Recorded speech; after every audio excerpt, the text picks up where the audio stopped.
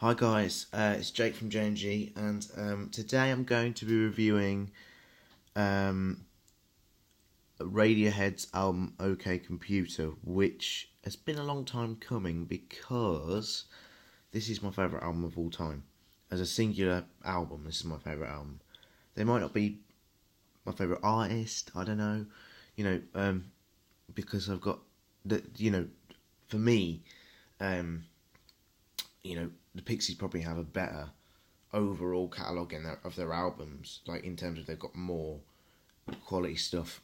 For me anyway, because they've got more albums I like. Because I mean, I like from Radiohead. I love the Bends and I love Amnesiac, but apart from that, those two albums, as well as obviously OK.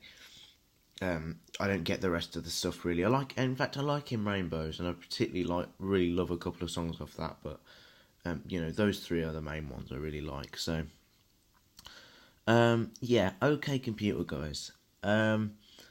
It's amazing. It's a beautiful album that I connect with a lot emotionally as well.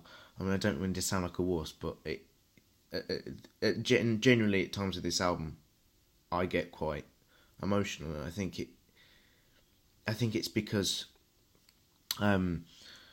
it's just beautiful. If you didn't know that it what art rock is, if you don't know what that is, it's sort of the kind of stuff Pink Floyd, and stuff like that is a little bit art rock, quite art rock. Um, so I think you know coming a lot hearing that it was art rock. I didn't really know what that meant, but I guess it's to sum it up. I guess art rock is sort of um, a kind of effectively artists creating something different. Like it's trying to make something a genre that isn't really a genre. It's basically, this album is basically putting things together that don't normally go together, and the results being the most phenomenal piece of beautiful, gorgeous work that I've ever heard as a singular album. Now, going through, you start with Airbag, which is a phenomenal kind of like starter, but it ain't as good as what comes next, which is called Paranoid Android. That song is amazing. It's kind of like a twisted, dark version of, Bohemian Rhapsody in a way, but it's better in my opinion. By some bit, it's amazing. And then you go into Subterranean Alien, and that has a kind of psychedelic feel. And as you're going through, it became apparent to me particularly that I'd never heard anything like this. Do you know? Because I guess it was rock and roll, but it was something else. It was almost its own creation. Like you can hear influences from other artists. This is, for me anyway. I guess it's because I haven't heard a lot, listened to a lot of quarter rock or the stuff that was influencing them at the time, and I've said, or I haven't really listened to much Beatles and Sergeant Pepper and stuff, and psychedelic stuff in general. Or even though that's not psychedelic, but I think that influenced the album. Pets. I think it was, oh God, it's Animal Sounds from Beach Boys. I don't know. So they had a lot of '60s influences here, but quite frankly, it's not as boring as some of this stuff. Do you know? I mean, I need to give these artists a go, but there's a kind of, it's really cool whilst maintaining this kind of emotional kind of feel to it, and I guess it inspired a lot of artists later on. So you've got Coldplay and a load of rubbish in my opinion, but Coldplay, Travis, and artists like that afterwards, that were kind of influenced from that, but they're not. They're not very good. Those kind of like post Britpop artists, but I guess they took something from the kind of emotional charged songs of this album, and In fact, exit music for a film is the next one I'm going to talk about. This album was put on a film which didn't deserve it. I think it was Romeo and Juliet's modern kind of adaptation, which I don't like at all. But it's at the end of that, and it's like, really, this masterpiece is on this film, really? Yeah, it's not great, but it's a fantastic song that makes your. In fact, I would say this about every song. Every song here really amazes me, and is brilliant.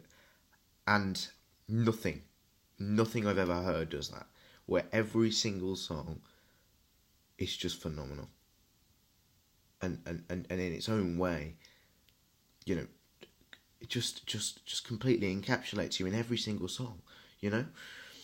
There might be a slight difference between the songs, but there is a fundamental united kind of sound. But it's kind of psychedelic tinged, kind of like rock, and I guess this was the album, where they finished with that kind of sound, the indie kind of, that kind of same rock sound, and they went on to, rock basically for a bit. They finished with rock for a bit, went on to Kid A and things. And I will say this, a lot of people go on about, Kid A is the best album, or In Rainbows is the best album, and they don't really, or a lot of these kind of fans, who say they're like who say they're proper Radiohead fans, I feel like maybe they've just listened to it too much to the point where it just becomes null and void, or to them they've listened to it too much. But I will tell you right here, right now, that this will never get old for me. At least I hope not, because that'll be the day that that'll be an incredibly sad day, because this album is so brilliant and so wonderful, in so many different ways. I will talk about my favourite track off the album, No Surprises, which is just a gorgeous kind of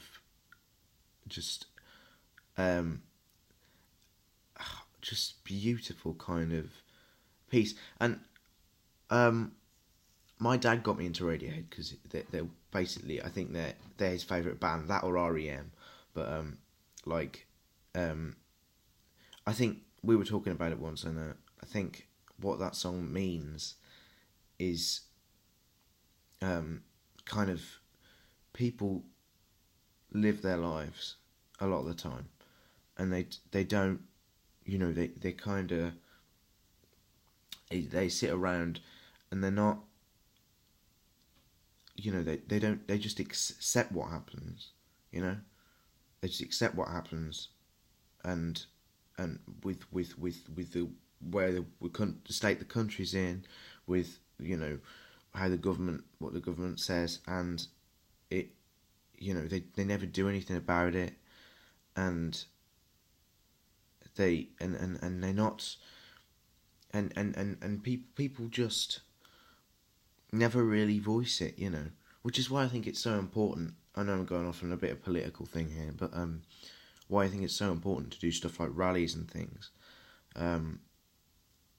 because people end up just not voicing their opinions, because people get home from a hard day of work and just think, I'm too tired, which, fair enough, because I know, especially working in this country at the moment, it's, there's a lot of cuts. Those homeworks you're given, they go, I'll give you these pictures, and then you glue them, you cut them, and then you glue them into your book, right? The most boring homework ever. It's basically the homework teachers give you when they don't actually have any ideas for homework, or any proper homework. It's a bit like that, where that's just, if you know what I mean. So this kind of,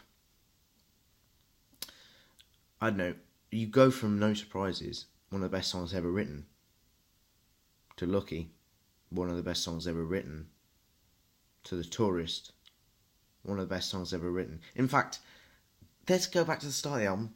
You go from all of these songs to one of the best songs ever written, and there's an incredible kind of there's generally a kind of pain to these songs.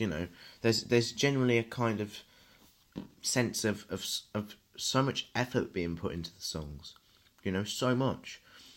And I've stressed this. I've talked about this in other reviews. I think I have anyway.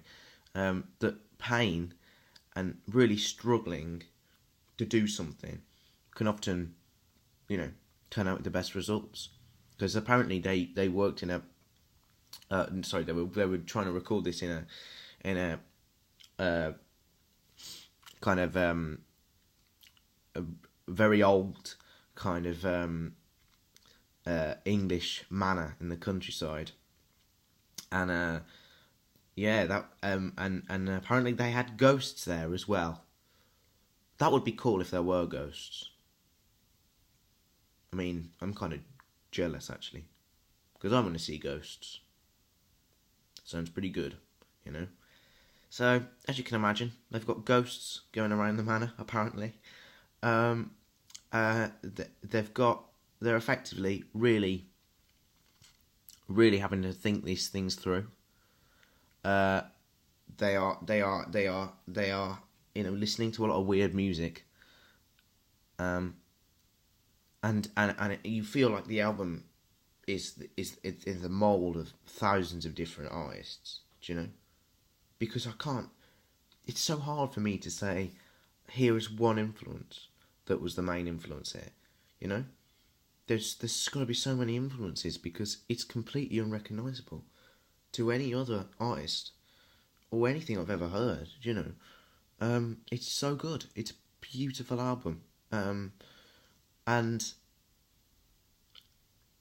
you need to listen to it, basically. If you don't listen to it, your life will be a 7 out of 10.